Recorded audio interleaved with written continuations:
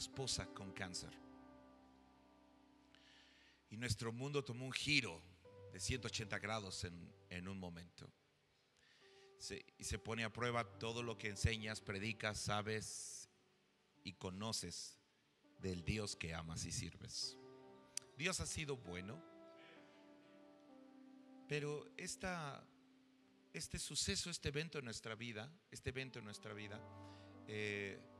nos ayudó, nos está puliendo, está sacando algunas cosas de nosotros buenas, otras malas. Gracias a Dios por eso. La Biblia dice que tenemos que ser purificados como la plata, ¿no? Y entonces he escrito un par de cosas con respecto a esto. Un par de cosas. Espero que pueda ser de bendición para ustedes. ¿Están listos? Leemos la escritura y luego oramos. Si son tan amables y luego ya descansas en paz. No, cuando terminemos de orar. Ahorita sigue detrás de mí. Gracias. Mateo capítulo 10, versículos 5 y 6. Mateo capítulo 10, versículos 5 y 6.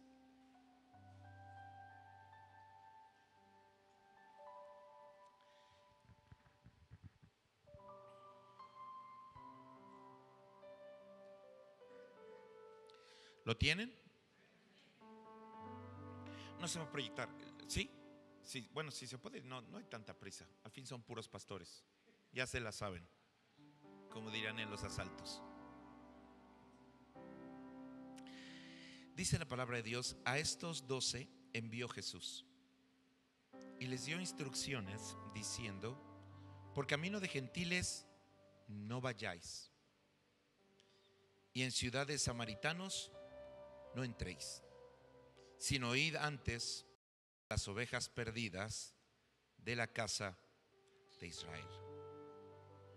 Vayamos 5 capítulos adelante, capítulo 15 de Mateo.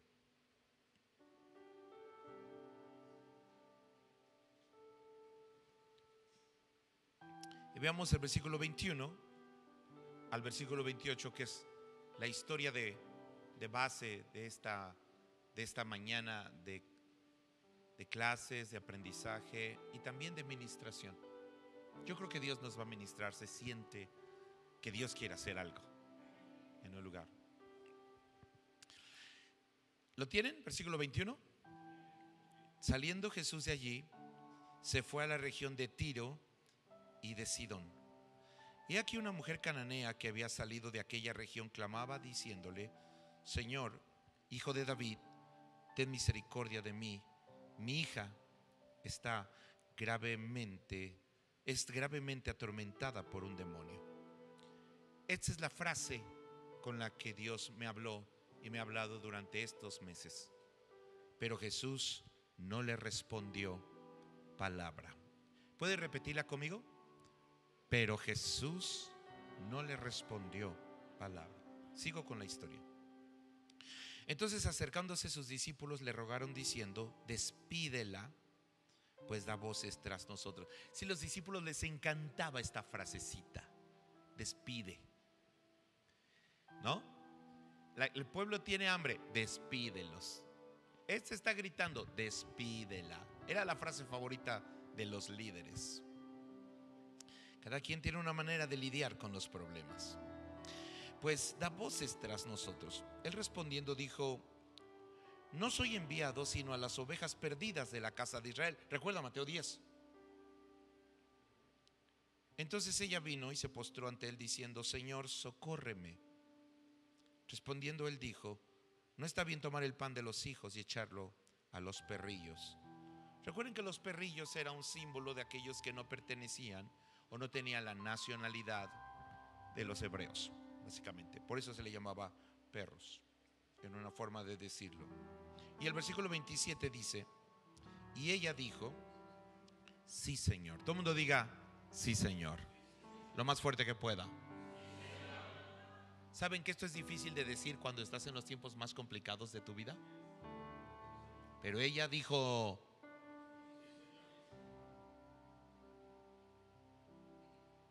pero aún los perrillos comen de las migajas que caen de la mesa de sus amos. Entonces respondiendo Jesús dijo: oh mujer, grande es tu fe, hágase contigo como quieres. Y su hija fue sanada desde aquella hora. Ore conmigo en voz alta. Señor Jesús, dame un oído para oír, un corazón para percibir, un espíritu para discernir y una fe para recibir. En el nombre de Jesús. Amén. Póngase de pie, busque 2 o 3 personas y por favor dígale esta palabra: su bendición es para todos. Rápido, busque 2 o 3 personas y bendígalo con esta declaración: su bendición es para todos.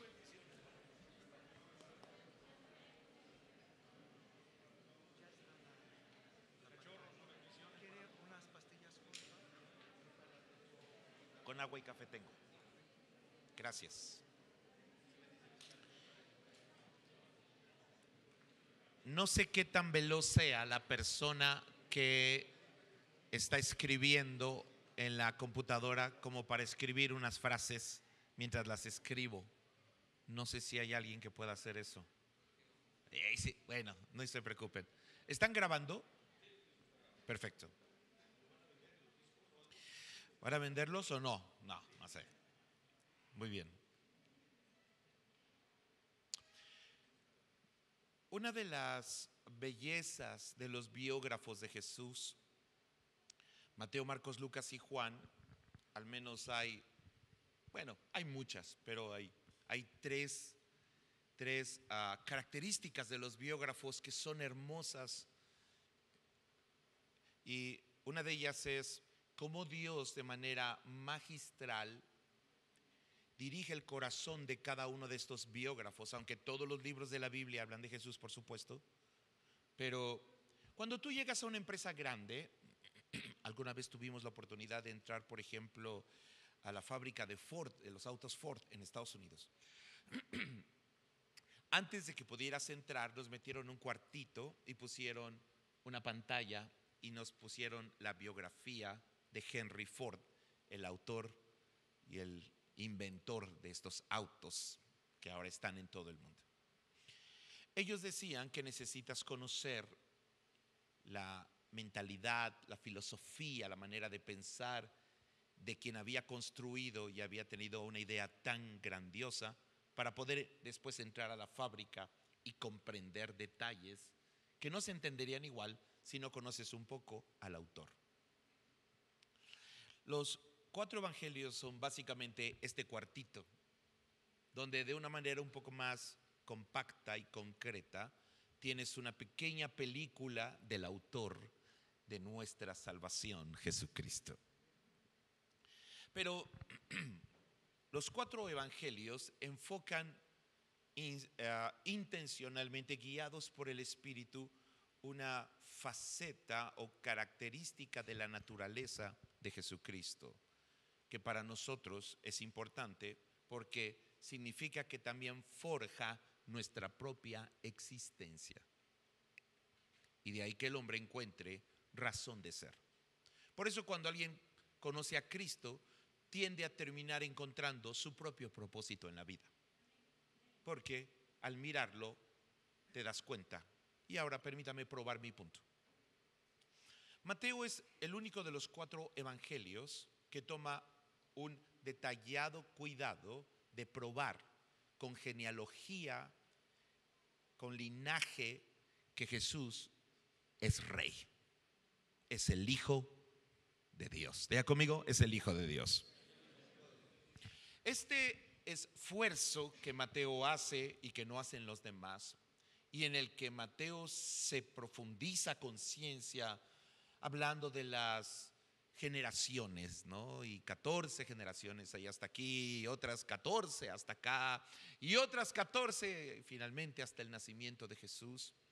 Mateo quiere probar con una contundencia que ese hombre llamado Jesús es el Hijo de Dios y por ende es el Rey de Reyes. Él se enfoca en esta parte. ¿Quién es Jesús?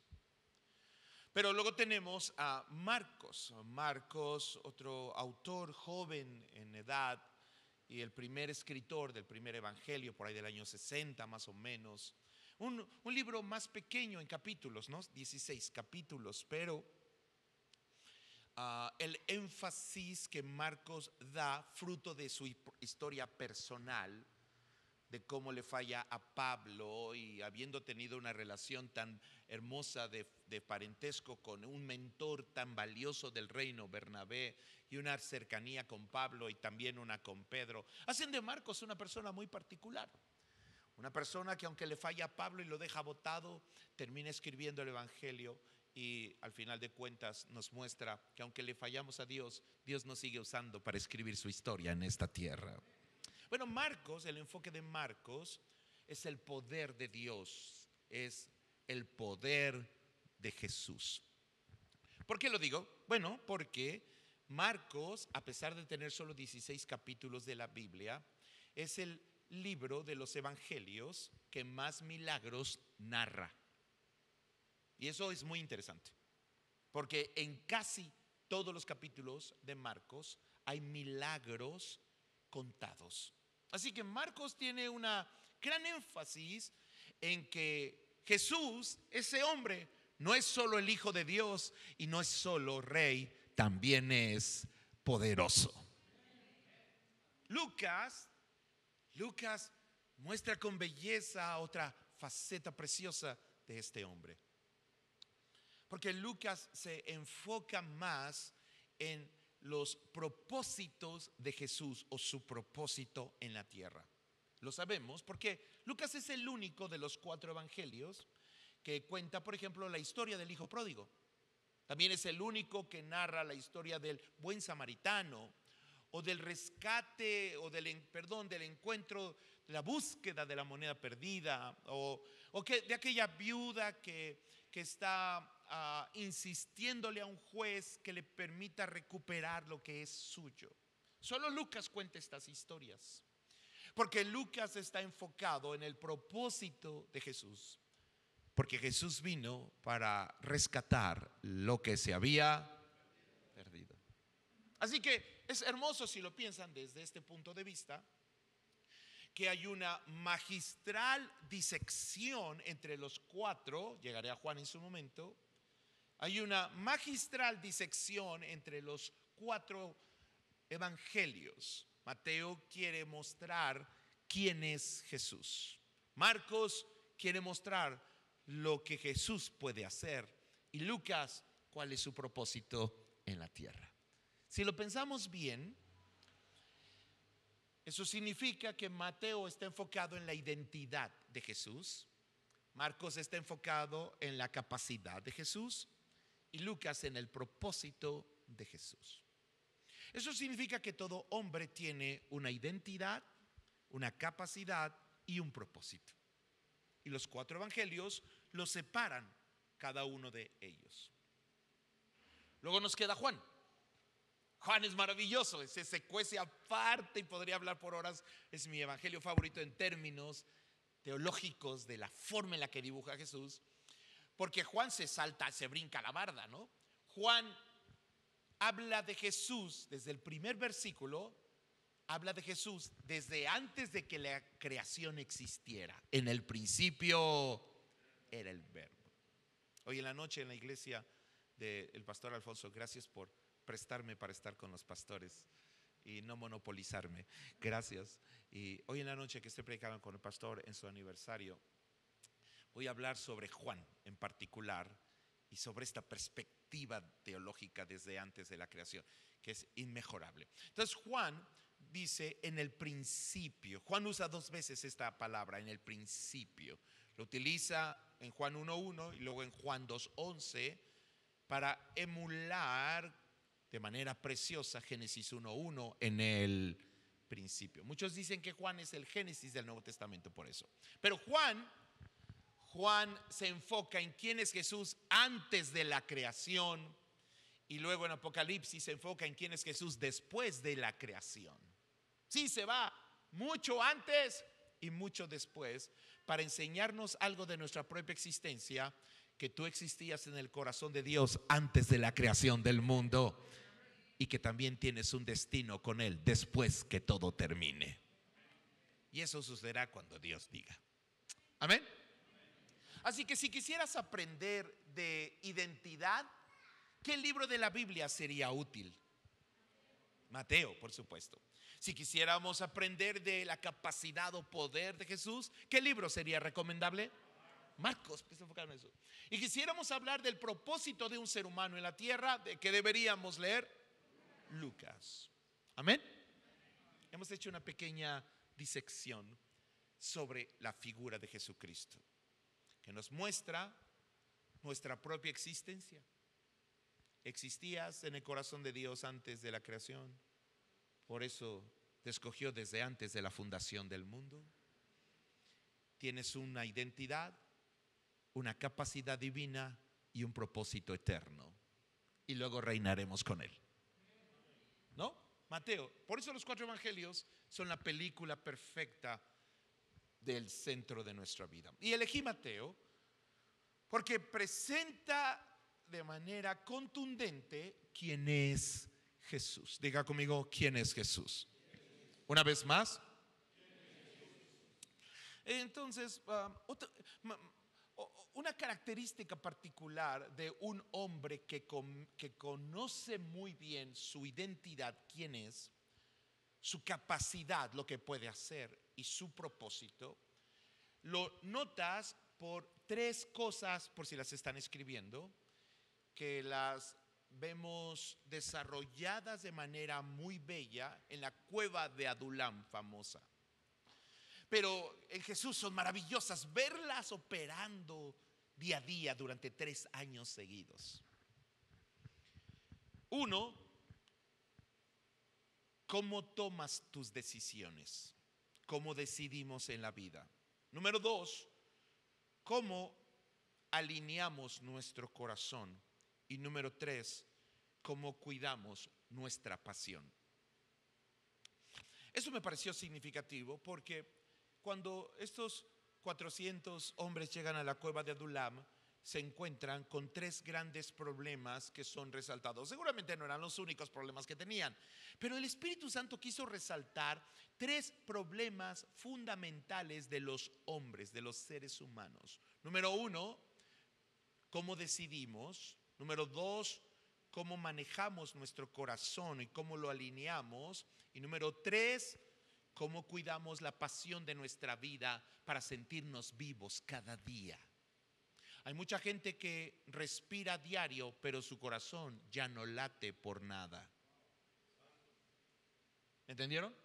O sea, viven sin propósito. Ya no tienen, se ha agotado su pasión. Jesús la administra de una manera brutal y la sabe cuidar y guardar hasta el instante que llega a la cruz, donde tiene que usarla toda. Alinear su corazón para perdonar, ¿no? Tomar la decisión de ir a un lugar que va a cruelmente sacrificarle, y por el otro lado guardar su pasión, porque Él sabe que sin eso nadie tendrá vida eterna. Bueno, cuando hablamos de los 400 en la cueva de Adulam, encontramos este mismo problema: endeudados, afligidos y amargados. ¿Lo recuerdan? Cada una de ellas es la consecuencia de estas 3 cosas que Jesús administraba sabiamente, y que cuando tienes una identidad correcta, un sentido claro de tu capacidad y tu propósito y de quién te escogió antes y hasta después de que todo termine, te permite hacer esto de manera mucho más efectiva. Por eso los pastores y los siervos y la gente que sirve a Dios en la esfera en la que lo hacen, se hacen muy productivos. Y por eso es que su bendición es para todos. Amén. Muy bien. Entonces, terminemos solamente el tema de la cueva de Adulam para que tengamos un sentido. Endeudados. Diga conmigo, endeudados. Endeudados significa que han tomado malas. ¿Cómo decidir sabiamente en la vida? Bueno, recuerden que Jesús no decidía por urgencia, ni por emergencia, ni por contingencia, decidía por visión o propósito, porque el propósito y la visión son primos hermanos, van de la mano siempre. Así que Jesús decidía por propósito y por visión, por estrategia, por impacto, mirando que fuera lo más beneficioso para su futuro. Lázaro, no voy a ir corriendo por ti a sanarte. Y Marta y María, no voy a correr porque ustedes crean que es una emergencia. Voy a ir hasta que yo tenga que ir. Me voy a esperar más de un día, hasta el tercer día. Porque si yo voy ahorita y lo sano, si yo sano a Lázaro, lo único que voy a obtener es la gratitud de Marta y María, es todo lo que obtendré de ustedes y la eterna amistad y gratitud de Lázaro, por supuesto. Pero si lo dejo morir, voy a tener no sé cuántas personas en su funeral viéndome cómo te resucito y teniendo un encuentro con Cristo Jesús. Así que no decidía por emergencia, ni por contingencia, ni por urgencia, sino por propósito. Número 2, afligidos. Diga conmigo, afligidos. Voy a explicar el concepto de aflicción un poco más adelante. Porque la aflicción es el fruto de la presión en el alma, la presión que el hombre vive en su alma. Pero afligido tiene que ver con el cómo alineamos nuestro corazón. Vea conmigo, cómo alineamos nuestro corazón. Una vez más,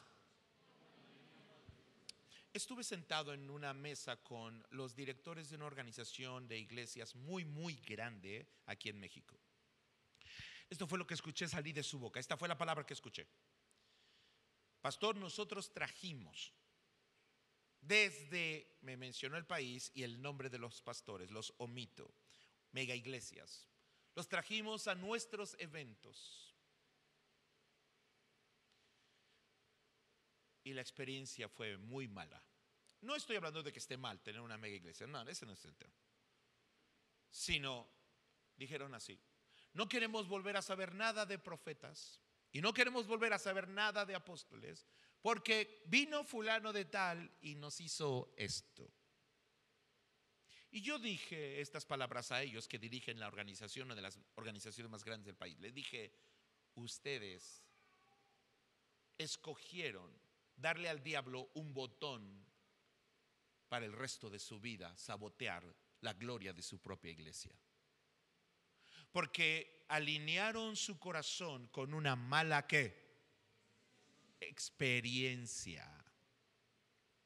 Entonces dijeron, para no volver a tener una mala experiencia, no volvamos a creer en lo profético. Y sabotearon todo su futuro. Ahora, puedo probar esto, porque así es como opera. Escuchen. No suena mal. Déjenme probarlo. Imaginen que una mujer que tiene una hija es abandonada por su marido. La mujer está herida. Así que, pero tiene una hija en una adolescencia, juventud, y la madre le da este consejo a su hija, se lo da este consejo. Mi hija, no confíes, porque todos los son. ¿Ven cómo se la saben? Pregunta, ¿la madre quiere destruir o proteger a su hija? Proteger. ¿Y eso está haciendo? No. ¿Qué está haciendo con ella? ¿Cómo es que una persona, queriendo hacer un bien, está haciendo todo lo contrario con su hija? Es porque alineó con una... ¿Me entendieron? Así pasa en las iglesias, pasa en los negocios, pasa en la vida. He estado sentado con empresarios que dijeron, no vuelvo a contratar porque me hicieron esto. Y yo le dije, tienes un botón que el diablo ya sabe que te puso y que va a apretar cada vez que estés cerquita de la victoria, te lo va a apretar y te va a volver a tronar. ¿Me entendieron? Nosotros no alineamos nuestro corazón con las malas experiencias, sino con las buenas experiencias. ¿Y cuáles son esas buenas experiencias? Jesús dijo que siempre son más los que están contigo que los que están contra ti. Y también él dijo, yo estaré contigo. Y David dijo, aunque un ejército acampe contra mí, mi corazón no está alineado contra eso, sino con el que está conmigo. Tendemos a autosabotearnos y privarnos de una cantidad de bendiciones que son para todos, pero con que tengamos una mala, dígalo fuerte, entonces un porcentaje muy alto de la vida cristiana se autosabotea y viven afligidos toda su... Ahora, si me preguntan, Pastor Ufir, ¿usted nunca tuvo una mala experiencia con profetas? Que vaya que sí, las he tenido. Pero les voy a decir una cosa, eso no nulifica que Dios lo creó. Él mismo instituyó. Diga conmigo, Él mismo. Ok, si alguien cree saber más que Él, hable con Él. Pero yo prefiero alinear mi corazón con las buenas experiencias. Amén. Ahora, cuando trabajo con profetas, me toca pastorear profetas también, me doy cuenta que un profeta es un ser humano de carne y hueso, que vive las duras y las maduras como cualquier ser humano, pero sobre el cual hay una gracia en particular. ¿Me entendieron? Esta mujer está hablando desde su herida abierta, creyendo que está ayudando, porque una herida tiene el poder, escriban esto, una herida tiene el poder de afectar la perspectiva de las cosas. Una urgencia, una emergencia tienen el poder de hacerlo. Sé que les cuento todo esto por la situación que mi esposa y yo comenzamos a lidiar hace unos 2 meses aproximadamente, ya ni recuerdo cuánto tiempo ha pasado. Diga conmigo, afligidos. ¿Otra vez? Nunca alinees tu corazón con una mala experiencia. Te vas a autosabotear el resto de tu vida. Amén. Cuando una persona choca, psicológicamente hablando, la recomendación de alguien que choca, ¿cuál es? Que vuelva a manejar lo más rápido posible. ¿Por qué? Porque si no maneja, se le queda un trauma. Y cada vez que quiera, ¿me entendieron? Nunca alinees tu corazón con malas experiencias. Y por último, amargados, ya casi termino mi introducción. Y por último, amargados, diga conmigo amargados. Cuando la pasión se ha ido. Voy a decirles mi opinión muy personal, muy personal. Estoy tratando de abrirles mi corazón y hablar desde mi corazón para que les sea útil en su vida. Cuando una persona no pierde su pasión, el sustituto de la pasión es la frustración.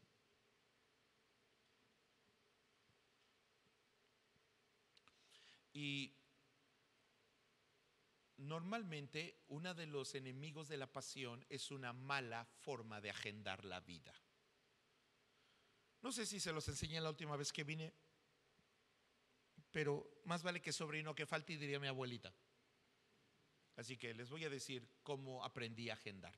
Así es como agendo mi vida. Agendo primero mi fuerza, luego mi pasión y mi tiempo al final. No es algo que aprendí a hacer hace 20 años, lo aprendí a hacer hace poco. El crecimiento de la obra te pone contra la pared y te obliga a replantearte tu forma de hacer las cosas. Y en gran parte, una parte de esta estrategia mi pastor me la enseñó y la otra la fui aprendiendo, así que se las paso al costo tal como es. ¿De acuerdo? Agenda primero tu ¿qué? Fuerza, porque ahí está lo que necesitas. Ese es cómo cuidas el auto que transporta todo lo que cargas. Por eso implica tu cuerpo. Luego agenda tu pasión. Lo que hace latir tu corazón, lo que te hace vibrar, lo que te hace sentirte vivo. Y por último, agenda, ¿qué cosa? Tu tiempo. O sea, pon estas dos en un calendario. Yo agendaba primero mi tiempo, o sea, mis actividades. Como agendaba primero mis actividades y no agendaba primero mi fuerza, me di cuenta que no me alcanzaba toda la fuerza para todas las actividades que tenía que hacer. Así que hablemos por un momento de estas tres. 30 segundos por cada una. ¿Listos? Muy bien. ¿Por qué agendamos primero la fuerza? Por esta causa. Porque si tienes todo el tiempo y nada de fuerzas, ¿qué puedes hacer? Nada. Pero si tienes una sola hora y toda tu fuerza, ¿qué puedes hacer? ¿Entendieron? Entonces, ¿qué es más importante? ¿Qué es más importante? ¿Tú qué? Dígalo. Pastor, entonces debemos descansar. Bueno, Dios creó al hombre en el día sexto y su primer lección fue descansar, día séptimo. Aleluya. Porque los esclavos trabajan para descansar, pero los hombres libres descansamos para trabajar. Aleluya. Algunos se sintieron apedreados. Muy bien, bueno. Dios le enseñó a Adán y a Eva que si descansas bien, puedes hacer todo lo que tienes que hacer. Entonces, por ejemplo, tengo a estas alturas de partido, obviamente tiene que ver con mi etapa particular. En esta etapa de mi vida, cuando mi cuerpo me dice que necesito dormir, no me importa lo que esté pasando, yo me voy a descansar. Porque debo administrar mi fuerza primero. Es que hay mucho que hacer, ya lo sé, pero si tengo todo el tiempo o muchas actividades y nada de fuerza, ¿me entendieron? Muy bien. La segunda cosa, agenda tu pasión. O sea, asegúrate que no estás dedicando toda tu vida a atender problemas, sino a atender lo que apasiona tu corazón. Porque entonces te vas a sentir vivo. Y eso es vital para un ser humano. Si no, terminas sintiéndote frustrado. Voy a explicar un poco más de eso más adelante. Y por último, agenda tu tiempo. Pon estas dos cosas en un calendario. Así que hay veces que a grandes oportunidades le tengo que decir que no. Pues porque estoy agendando primero mi fuerza y mi pasión. Por ejemplo, mi esposa tiene todas las fechas, todos los días del año que he separado para ella. Desde ya tiempo, tiene todos los días del año, ella sabe qué día estoy 100% dedicado a ella. Puedo ayudarle a barrer, a trapear, a hacer lo que sea, cada semana, un día por semana, y los días que viajamos juntos, y los días que dedicamos para nosotros como vacaciones o descanso, etcétera, etcétera. Ella ya sabe todo el tiempo del año, así agendé mi pasión. Amén. Aleluya. ¿Alguien sintió pasos en la azotea? ¿Por qué razón? Bueno, porque un día ella me dijo, o sea que la iglesia te importa más que yo. Aleluya. Silencio sepulcral. Pero recuerden, los que llegaron a la cueva tenían amargura, ¿no? Su pasión se había muerto. Así que normalmente lo que yo hago en uno de estos días que están apartados para mi esposa es que ella sabe que voy a hacer lo que me diga que haga, lo que quiera que haga. Soy mandilón cristiano declarado. Aleluya, ahí se ve el terror. Ok, entonces, así es como agendo mi vida. Fuerza.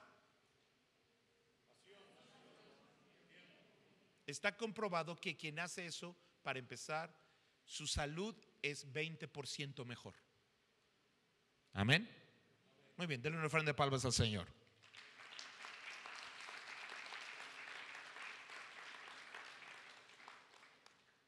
Ahora, esta historia en particular prueba cómo Jesús toma sus decisiones, cómo agenda su pasión y cómo maneja el tiempo. Lo prueba de manera magistral. Una urgencia toca su puerta. Cosa interesante. ¿Dónde y por qué sucede? Es prácticamente maravilloso. En el capítulo 10, Dios le dice a los discípulos, esta es una instrucción. Tiene como un fondo medio militar la trascendencia y el tono del lenguaje. No vayan a la tierra de los gentiles. Mateo 15, Jesús está en la tierra de los gentiles. Interesante, ¿no creen? Bueno, llegaremos ahí en su momento. Estos paradigmas hermosos que Dios hace. Y entonces esta mujer toca a la puerta, dice, de aquella región de Canaán. Y entra gritando a voz en cuello, vociferando, necesito ayuda. Mi hija está siendo atormentada por un demonio. Jesús vino a rescatar lo que se había, y tiene el poder porque Él es el Rey y el Hijo de Dios. Pero su acción es esta. No le respondió palabra. Esta aparente descortesía intencional de la que Mateo nota y toma nota, Mateo observa esta reacción, porque recuerden que de los 4 evangelios, 2 están escritos por personas que caminaron con Jesús y 2 que no. Lucas y Marcos, discípulos de Pablo, pero tienes a Mateo y a Juan, que son discípulos directos de Jesús en persona. Los otros 2 no, lo cual es otra faceta de los 4 evangelios. Porque Lucas y Marcos nos representan a nosotros, aquellos que no pudimos caminar en vivo y a todo color en persona con Jesús, pero Jesús sigue caminando con nosotros. Así que bueno, pero ese es otro tema para otro día. El asunto está en que Mateo está tomando nota de que Jesús tuvo un desplante al que después le añade una expresión perrillos, ¿lo recuerdan?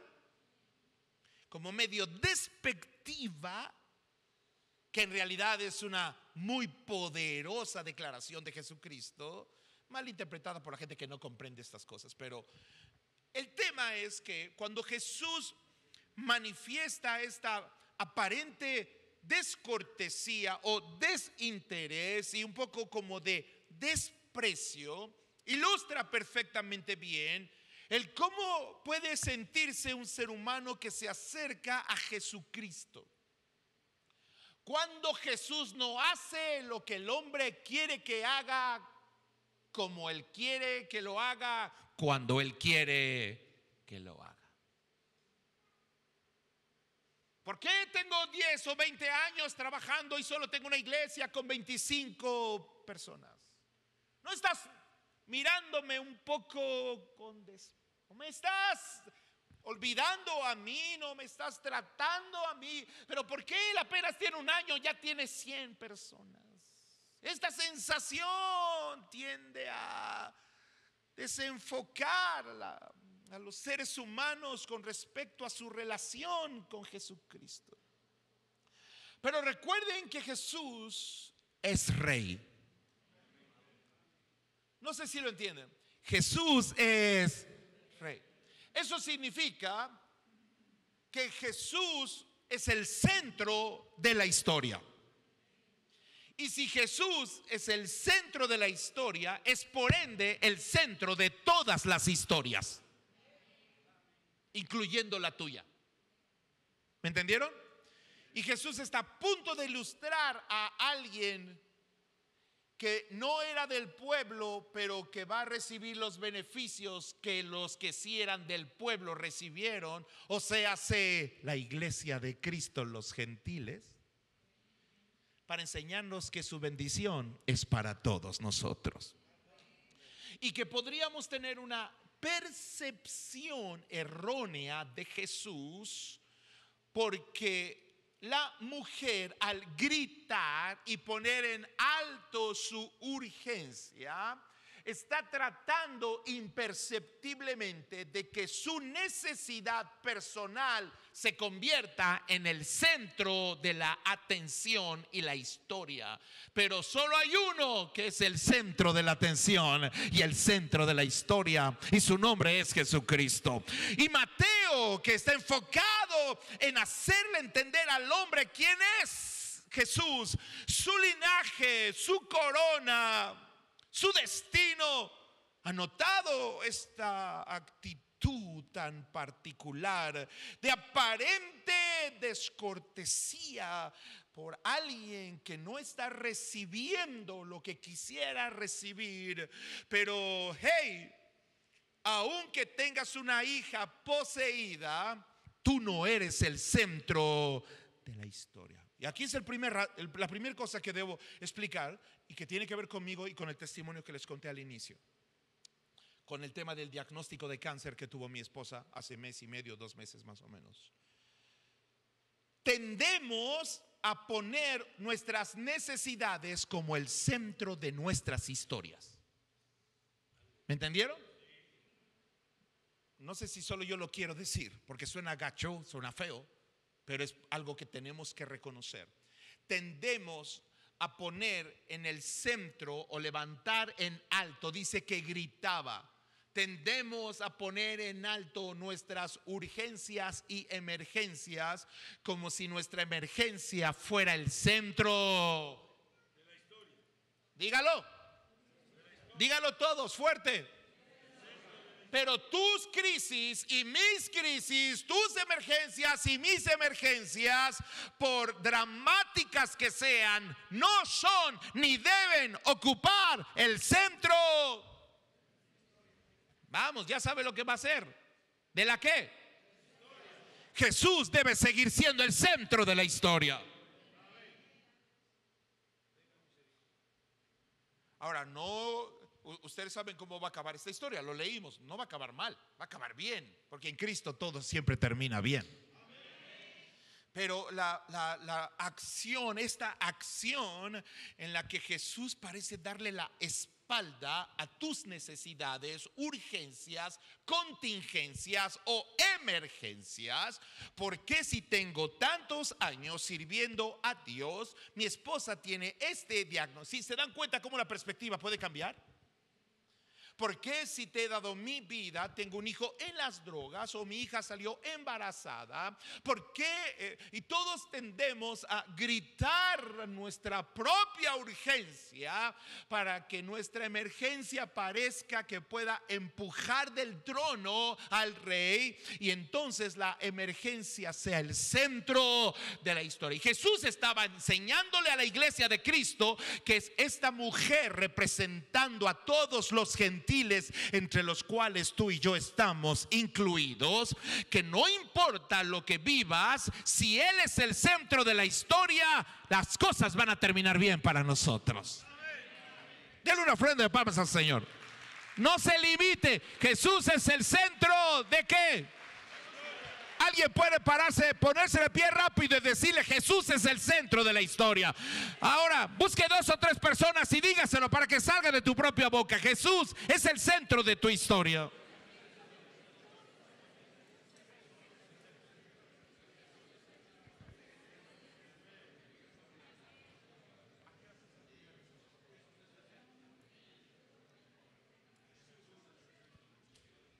Alguien levante su mano derecha, dígalo.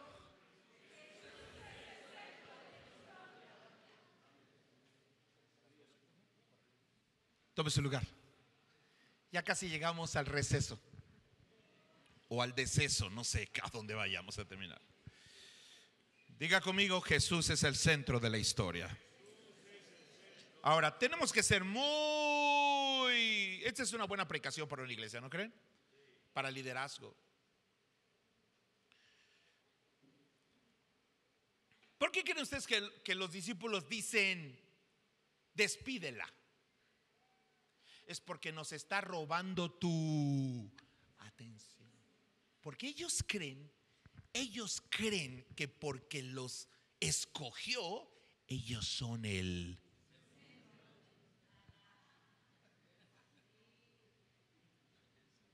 Así que te puedo escoger para que dirijas la alabanza, pero tú no eres el centro. Aleluya.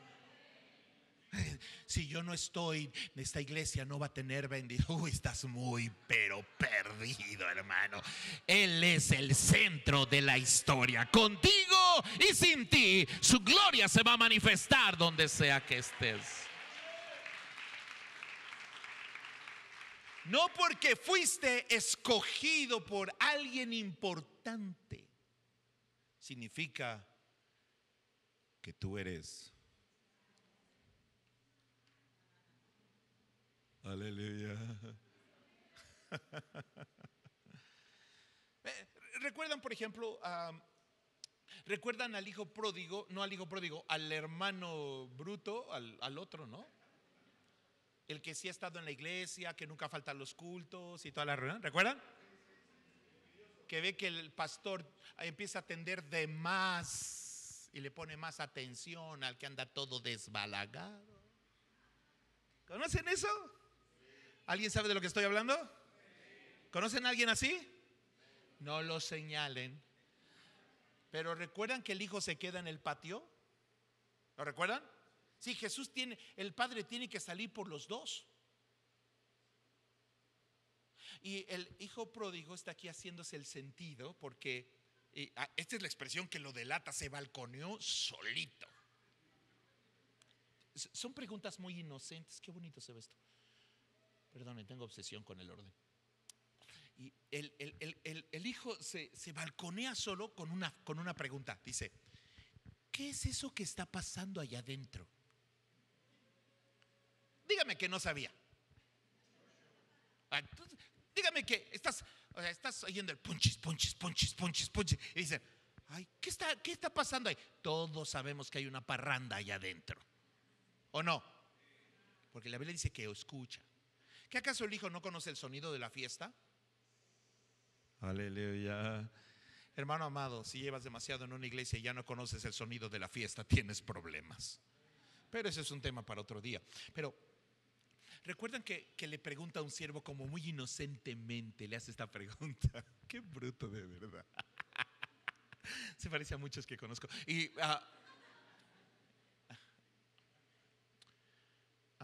Pero ¿qué está pasando allá adentro? Y el siervo, ¿qué le dice el siervo? Pues tu papá está armando una pachanga porque llegó tu hermano, el rescatado. Aleluya. Y en automático él dice esta expresión: porque, estoy parafraseando, ¿y a mí por qué nadie me avisó? ¿Eso qué te hace pensar?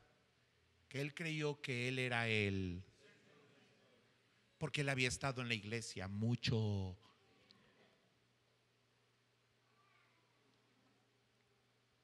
Hace daño, ¿no? Así que el padre tiene que salir y decirle: hey, ¿qué onda contigo? ¿Qué onda con tu berrinche? No, es que a mí nadie me avisó que había junta. ¿Y por qué a mí no me tomaron en cuenta?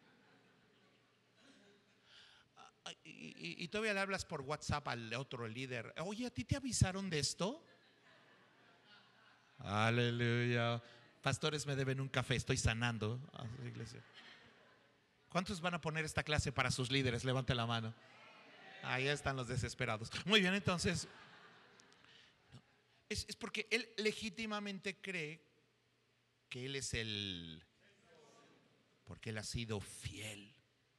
No, mijo, tu fidelidad no te hace el centro de la historia. Tu fidelidad tiene su recompensa, pero él es el centro de la historia. Dije, él es el centro de la historia. Porque la realidad es que el Padre es el centro.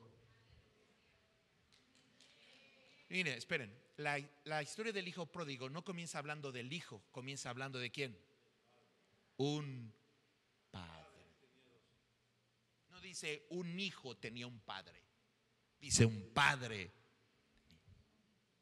Como diciendo, la historia comienza con el padre y termina con el padre. Y básicamente lo que le dicen a este hermano santo que tiene muchos años en la iglesia y que por eso siente que debe tener una atención mayor que tienen todos los demás de la congregación es esta: hey, yo soy el padre, yo decido qué onda. ¿O no? Aleluya. ¿Cuántos dan gloria a Dios por eso? Bueno, la otra cosa que es implícita cuando Jesús, escuchen, esta es la forma en la que sabes que Jesús es el centro y no tú. Es cuando permites que Dios haga cosas sin avisarte. Anoten eso para que les quede claro. Si el pastor te tiene que avisar de todo lo que hace, ya tienes un problema. Se llama control. Papá, ¿por qué no consultaste conmigo si vas a hacer una fiesta para mi hermano el parrandero?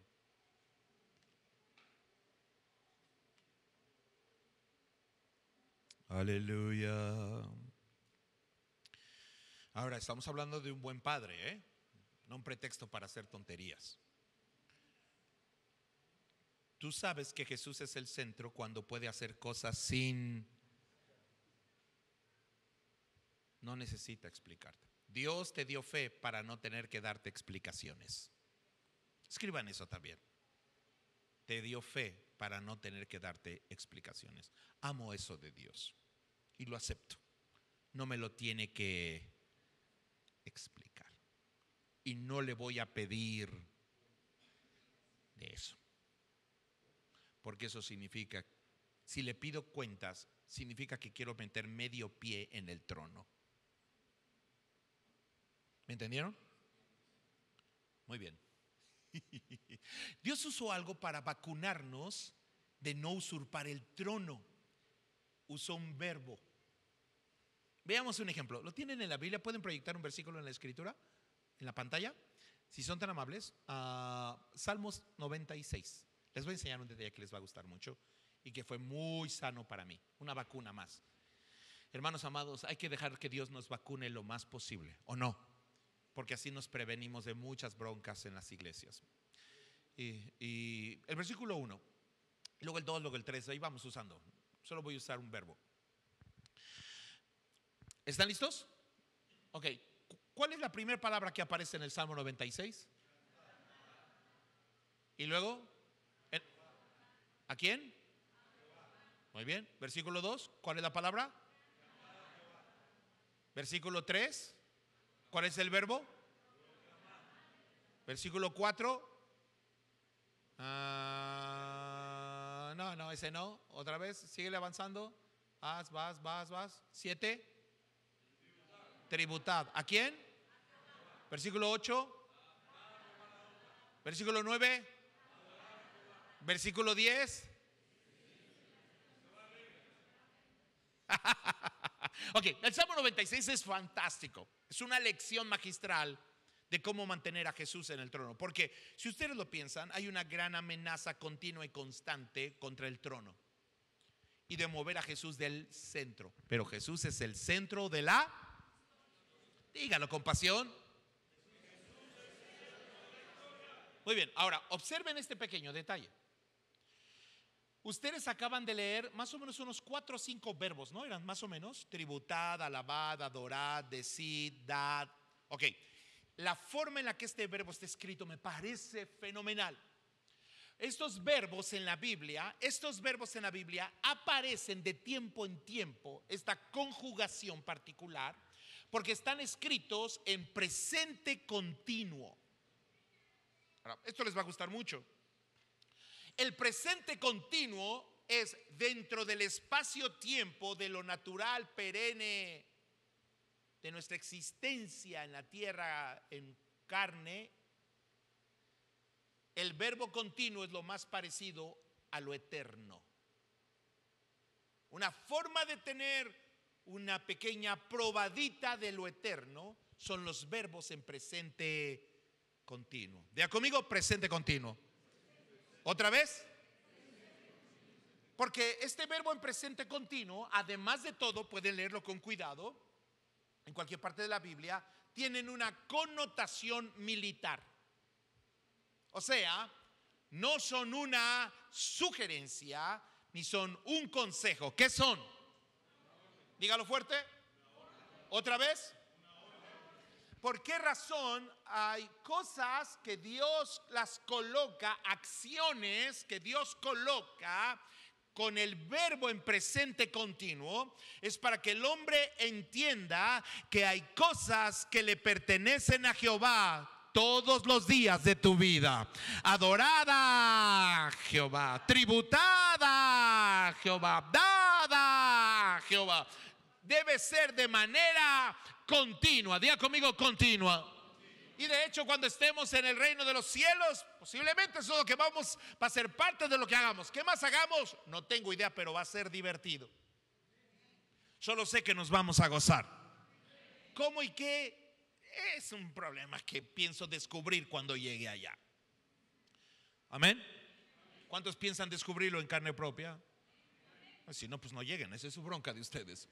Pero escuchen, la forma de blindar el trono del rey, la manera preciosa en el que un trono es blindado para que nada tome su lugar, es obligar que todo lo que mira al trono debe tributarle, debe darle, debe adorarle, debe decir acerca de él, debe proclamar. Todas estas expresiones son vitales, porque si le adoro diario, va a ser más difícil que quiera asaltar el trono. Si le doy diario, va a ser más difícil que quiera quedarme con lo que no es mío. Si yo oro diario, por eso la Biblia dice: orad sin. Son verbos en presente continuo que hablan de lo más parecido, cercano a lo que es lo eterno del Rey al que servimos y adoramos. ¿Por qué le enseñamos a la iglesia a cantar, a orar, a leer la Biblia todos los días de nuestra vida? Porque una persona que deja de orar, deja de cantar, tarde o temprano termina sentándose en el trono que es de Jesús. Y termina convirtiéndose a sí mismo o sus problemas en el centro de la... ¿Por qué la Biblia dice dad a Jehová? Pues porque si tú no le das, vas a convertir tu mundo material en el centro de la historia. ¿Por qué debes adorar a Jehová? Porque si no, un día la fama que Dios te pudiera dar se va a convertir en el centro de tu... Amén. Así que todos estos verbos, el Salmo 96 pone muchos juntos, pero todos estos verbos en presente continuo son tu vacuna, crean un blindaje. ¿Entendieron? Curioso, la gente a que le importa más lo material es la que menos da, porque su negocio es el centro de la... ¿Entendieron? Si no, pregúntenle a aquellos que fueron invitados a la boda y dijeron: tengo 12 yuntas de bueyes que tengo que ir a...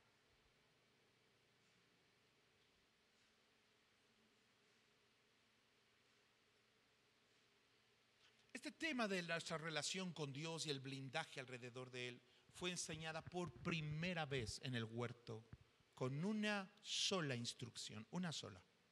¿Cuál fue? Fue esta: no comas de ese fruto. Eso es todo entre tú y yo. ¿Quieres que tu relación conmigo florezca preciosamente? No comas de ese fruto. ¿Por qué toda la relación de Dios con el hombre está basado en ese fruto? Por lo que dijo Satanás. Satanás dijo estas cosas, dijo tres cosas con respecto a ese fruto. Dijo: si tú comes de ese fruto, conocerás, ¿no? Sabrás, serás como... ¿Me entendieron? Anoten esto. Yo uso esto en mi relación padres e hijos. Es una buena lección para papás e hijos. Así que tenemos un mini congreso de padres e hijos ahora. Me gusta mucho, la practico, me ha dado muy buen resultado con mis hijos. Porque la usó Dios como padre con Adán y Eva como sus hijos. Ese fruto le daría tres cosas a Adán y a Eva: conocimiento, ¿van aquí? Capacidad y por ende posesión de cosas. Y lo que Dios le quería decir a Adán y Eva es esto: quiero que nunca lo que puedas llegar a saber, lo que llegues a poder hacer y lo que llegues a tener sea más importante que yo.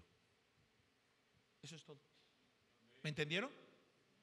¿Cómo sabes que alguien tiene una buena relación con Dios?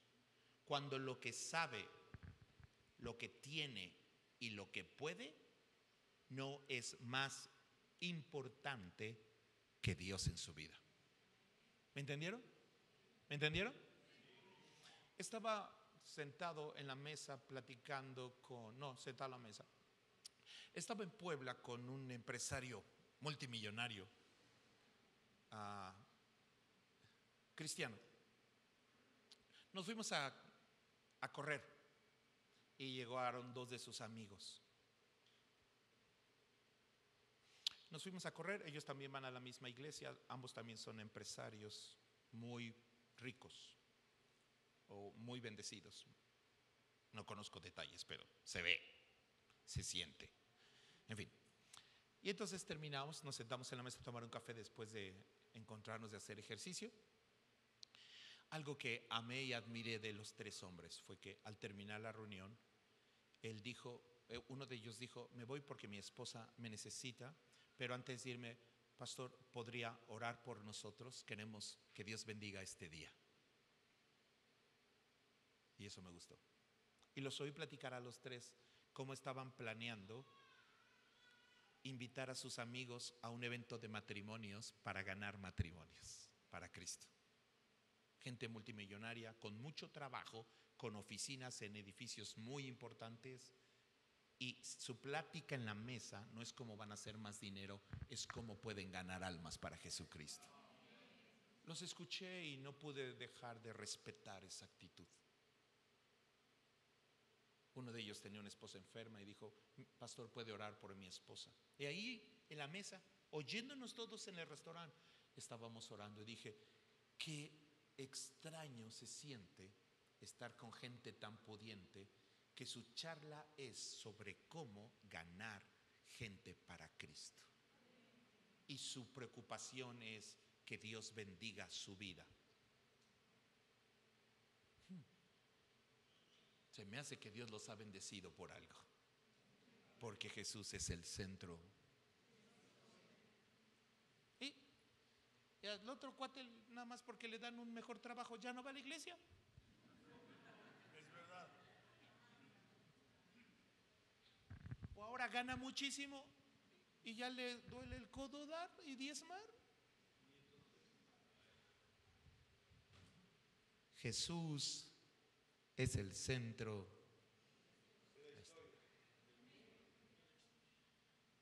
Amén. Bueno, la acción de Jesús es proteger las cuatro cosas de las que Mateo, Marcos, Lucas y Juan hablan de él. Pero Mateo en particular, recuerden que está enfocado en quién es su identidad.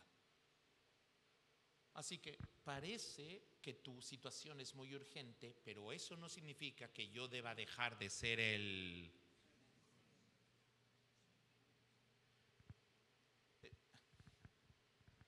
Es entonces que ves actitudes en pastores y en líderes de iglesias que dices tú: pues no que era cristiano, ¿no? ¿Me entendieron? El otro día, en la época de COVID, me tocó atender casos de pastores que fallecieron y las reacciones de las esposas y los hijos. Todo se pone a prueba en esos momentos. Y recuerdo que estaba estacionado en mi auto afuera de la casa donde había fallecido uno de los pastores. No podía entrar por el riesgo de contaminación tan alto que había dentro, porque toda la familia se había contaminado. Así que desde la ventana, viajé hasta otro estado de la República y me quedé ahí parado solo para que la pastora supiera que yo estaba ahí a su lado, nada más, y que sus hijos supieran que estaba ahí con ellos. Pero escuché desde la ventana expresiones como, ¿qué sentido tiene seguir viviendo? Y yo dije, alguien era el centro de la historia y no era Dios. ¿Me entendieron? Tomó meses. Luego la familia entendió que Dios es Él y que puede hacer cosas sin explicarnos ni avisarnos. Y va a seguir siendo. Mira, Nabucodonosor, nos puede o no quemar este fuego, pero eso no hace que Dios siga siendo el mero mero. Y estás a punto de verlo en vivo y a todo color. Yo creo que Dios honra a los líderes que abrazamos esto con todo el corazón.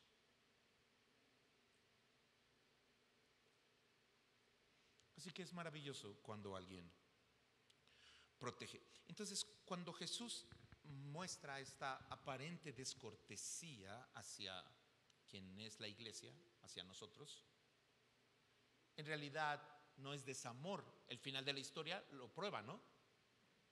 Está educando a toda la iglesia de Cristo, a todos los gentiles que creerán en Él. Está probando a todos los de Tehuacán, Puebla y sus alrededores, que si quieres ver el poder de Dios, debes acordarte siempre que Él es Él. Pase lo que pase. Así que Jesús hace una actitud que parece desprecio, pero es protección. Parece rechazo, pero es certeza de quién es. No le respondió palabra. Anoté 30 cosas que pasaron en ese instante cuando Jesús se volteó. 30 cosas que sucedieron. ¿Están listos? ¿Cómo Jesús protegió quién era Él?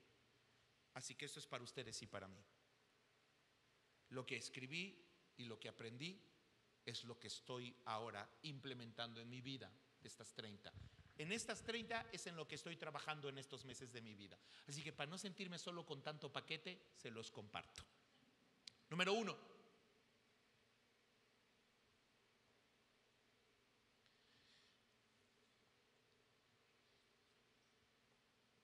¿Están listos? Voy a dictar 30 cosas que vi en ese momento de la historia. 30 cosas que vi. Número 1. Esta primera etapa son como 5 facetas de la vida de un ser humano. La primera de ellas, sus relaciones interpersonales. Escriban eso, sus relaciones interpersonales. Cosas que vi que Jesús hizo con respecto al manejo preciso, precioso, perfecto de sus relaciones interpersonales. Anoten esto. Número 1. ¿Cómo lidias con aquellos que empujan una versión más pequeña de quien tú eres? ¿Cómo lidias con aquellos o aquello que empuja una versión más pequeña de ti? ¿Entienden lo que quiero decir? ¿Entendieron o no? Lo voy a explicar.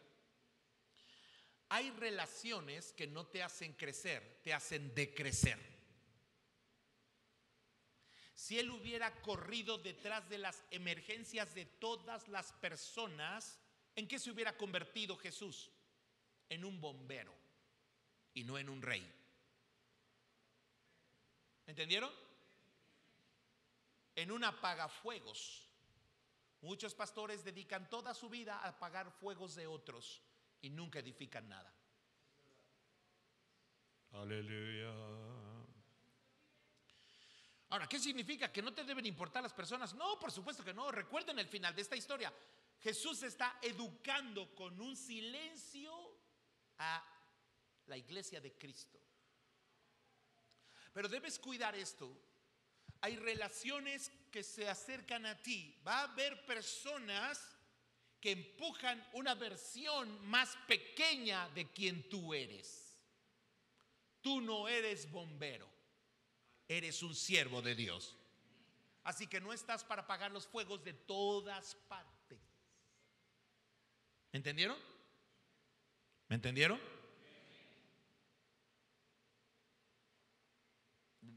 Señor, ven a apagarnos este fuego porque se nos está muriendo mi hermano, que dices que es tu mejor amigo, de tus mejores amigos. Yo no soy ningún bombero, mija. Soy el rey. Obviamente, recuerden que entendido propósito, capacidad e identidad, porque si no utilizas esto para manipular a las personas o convertirte en un semidios, y esa es una bronca. Pero debes ser muy claro en eso. Amén. Porque si no la gente va a decir, oh wow, ahora el pastor, es que el pastor no me contestó la llamada. Es que el pastor no ¿me entienden? Voy a ponerles un ejemplo. ¿Cuántos pastores hay aquí? Levante la mano. Levante la mano. Bueno, les voy a decir lo que yo hago. Cuando salgo con mi esposa, dejo el celular en la casa. Así no hay bronca. Aleluya. Así no tengo que preocuparme por cuántos mensajes entran. Y mi señora me dice, ¿por qué no te trajiste el celular? Pues porque estoy contigo. ¿Para qué quiero el celular? Aleluya. ¿Me entendieron? ¿Me entendieron? ¿Cómo lidias con situaciones que pueden sacar una versión más pequeña de ti? Hay relaciones interpersonales que te disminuyen como pastor. Amén. Por ejemplo, si alguien con dinero llega a tu iglesia, los pastores terminan siendo los lacayos de esas personas, sus pastores privados. Por alguna razón ahora cada ratito están en su casa orando por ellos. No me vengan. Jesús dejó de ser el diezmo, se convirtió en el centro de la historia. Amén. ¿Soy yo maestro? Así que, recuerdo que nos llegó una vez una mujer multimillonaria a la iglesia. Su tendencia es controlar, porque son jefes, ¿no? Así que me dijo, pastor, ¿puede venir a mi casa para orar? Le digo, no, puedes venir a mi casa y voy a orar por ti.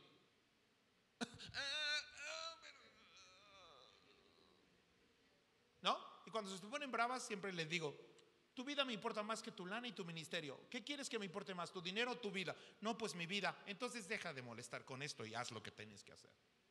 Se acabó el problema, hermanos amados. Pero nadie va a sacar una versión más pequeña de mí, porque esto es lo que Dios me hizo ser.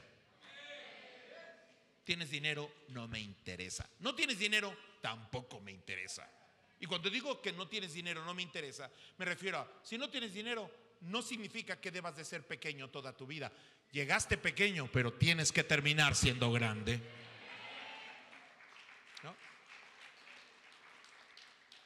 Aleluya. Número 2. Híjole, me quedan 10 minutos antes del deceso. ¿De cuándo es el receso? ¿Cuánto dura el receso? ¿10 minutos? ¿Tan poquito? Ok.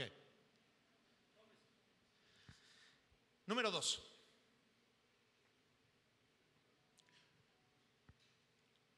Nunca sacrifiques relaciones por aprobación. Nunca sacrifiques relaciones por aprobación.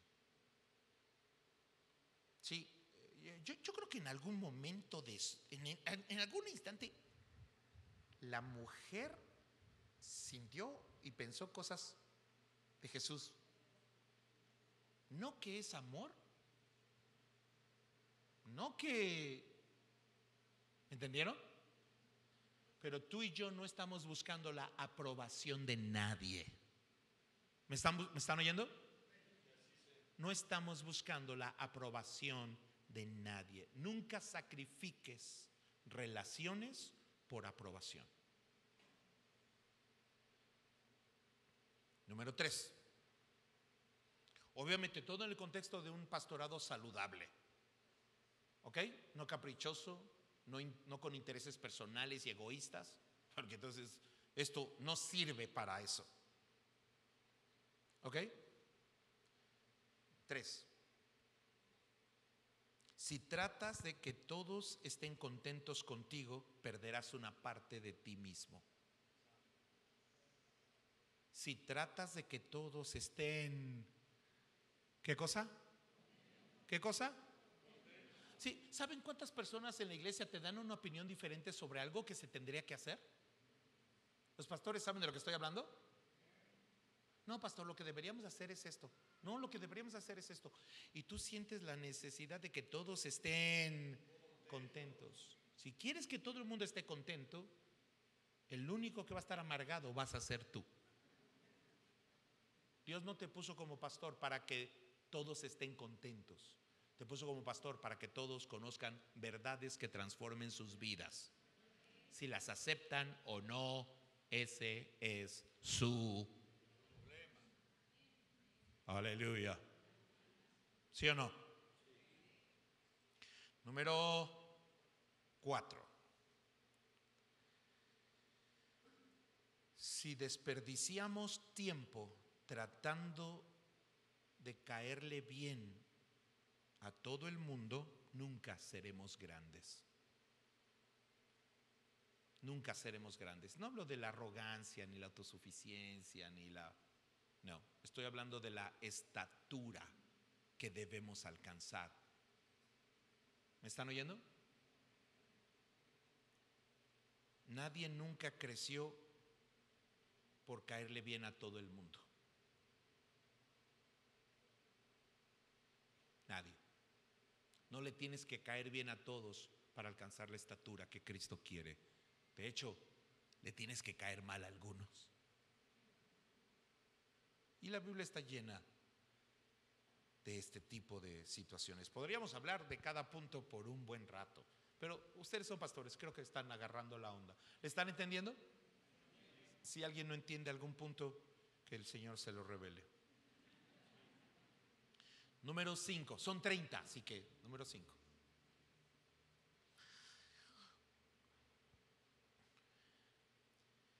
Cuando nuestra energía, y por favor no se pongan místicos, o sea, cuando tu fuerza es absorbida por los problemas y no por los propósitos de tu vida, fracasarás.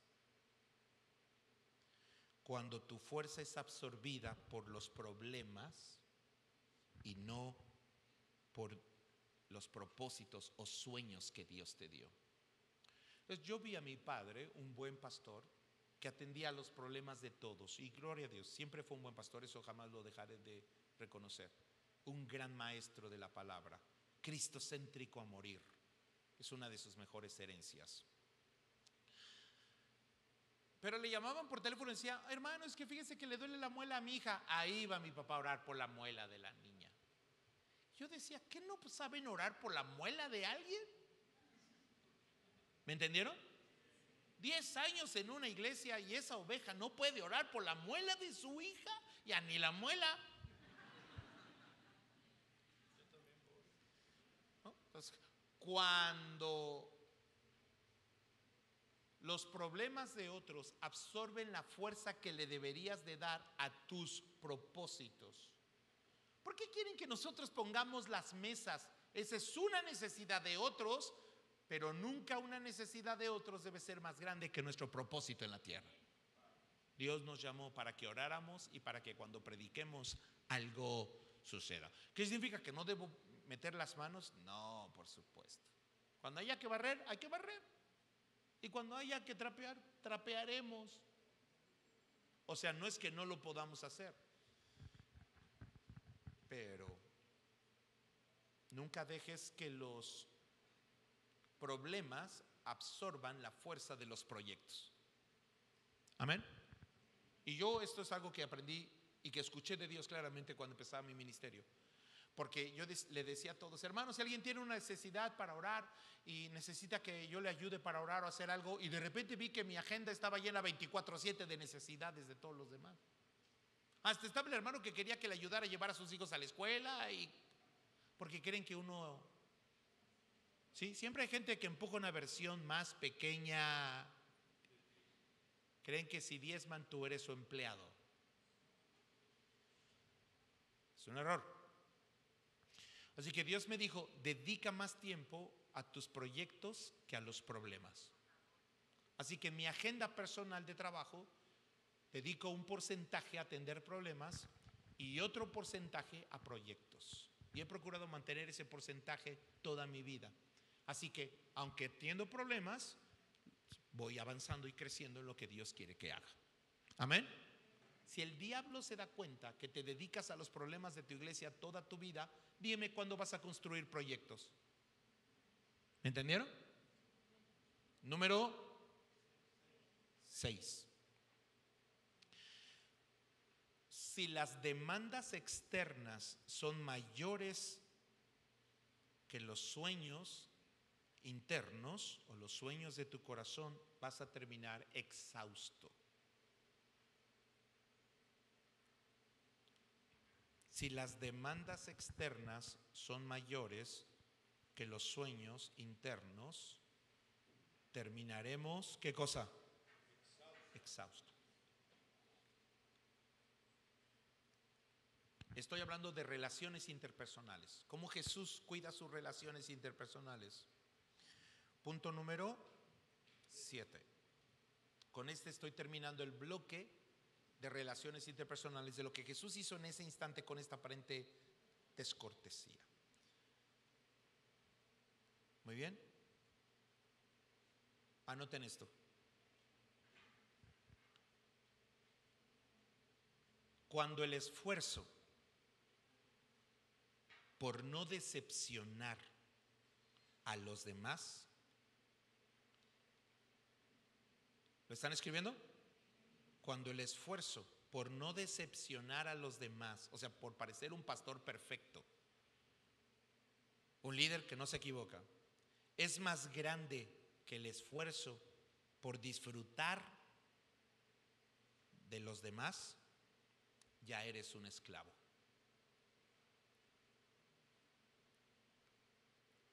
¿Lo anotaron? Léalo, por favor.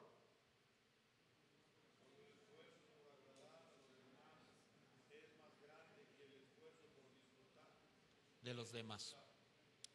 Ahora, preguntas. Los discípulos, los 12 discípulos que caminaron con Jesús, ¿eran perfectos o no? No.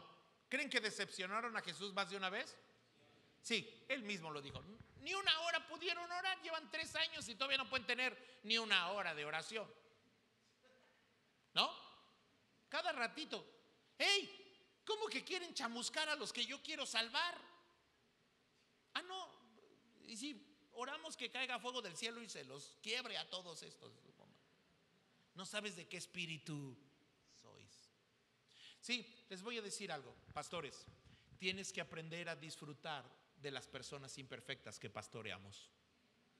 Si no, tu ministerio va a ser muy complicado. Muchos pastores terminan entonces haciendo esto. No, es que si no lo hago yo, nadie va a salir como yo quiero. Y ahí tienes al pastor haciendo. Tienes que aprender a caminar con personas imperfectas. Jesús, escuchen, Jesús no le afectó las decepciones que sus discípulos le causaron. Aprendió a disfrutar de sus discípulos. Dije, aprendió a disfrutar de sus discípulos. ¿Ustedes creen que Jesús y los discípulos no tuvieron buenos momentos? ¿Donde rieron? ¿Donde quizá jugaron? ¿Entendieron? Escuchen esto. Si tú no puedes lidiar con las decepciones de tu gente, ellos no van a poder entender cuando tú te equivoques.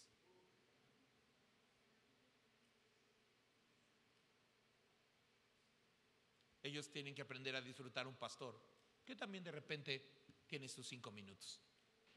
Aleluya. ¿Qué significa esto? La vulnerabilidad no te hace débil, te hace fuerte, porque te une con los demás. ¿Entendieron? Jesús le dijo a sus discípulos así: mi alma está muy triste hasta la muerte. O sea, la verdad me siento muy triste. Escuchar a un líder decir eso no es fácil de procesar y digerir tan fácilmente. Así que Jesús sabía. Esa parte me gusta mucho, de las relaciones interpersonales, pastores, líderes, pastores, ovejas. Nunca permitas que la tentación de la idealización de tu vida por causa de que los miembros de tu iglesia te miran y te admiran y te respetan y te aman, nunca permitas que eso se convierta en idealización. Siempre cuéntales cosas en las que te equivocaste, decisiones malas que tomaste, situaciones adversas que atraviesas, porque si no, la decepción se convierte en división, mientras que Jesús no lo permitió. Así que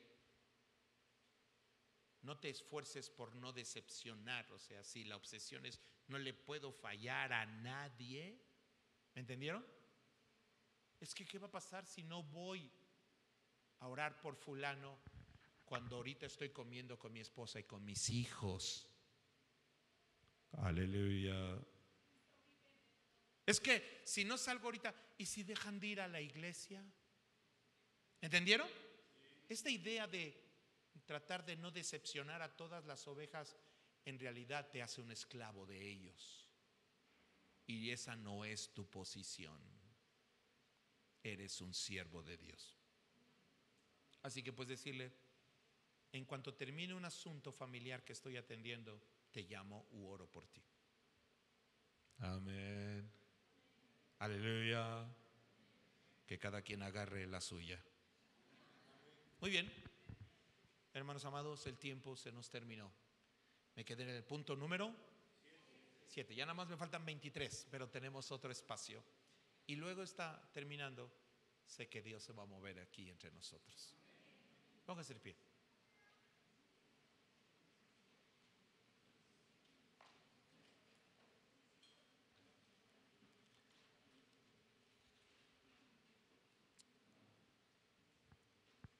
Tomemos solo un momento para orar y dejar esto cerrado y sellado en nuestros corazones. Solo un momento breve. Tome la mano de alguien junto a usted. ¿Les está haciendo bien?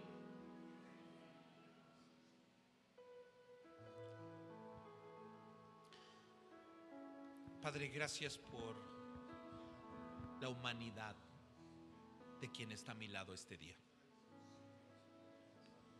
Gracias porque puedo no sentir la obligación de verme perfecto a sus ojos, como no lo sería delante de los tuyos. Y si no tienes miedo de mis defectos, hoy me siento seguro en este altar, en esta casa, entre ellos, los que conmigo te sirven, los que a mi lado te aman y laboramos para ti. Tú eres el centro de nuestra historia. En el nombre de Jesús, renunciamos a poner, dígalo conmigo, a poner nuestras más grandes necesidades o urgencias en el centro que te corresponde solo a ti. Te damos a ti la gloria, te damos a ti el honor, el reconocimiento, la alabanza, la pleitesía por siempre y para siempre. Amén. Amén. Vamos a lo que sigue.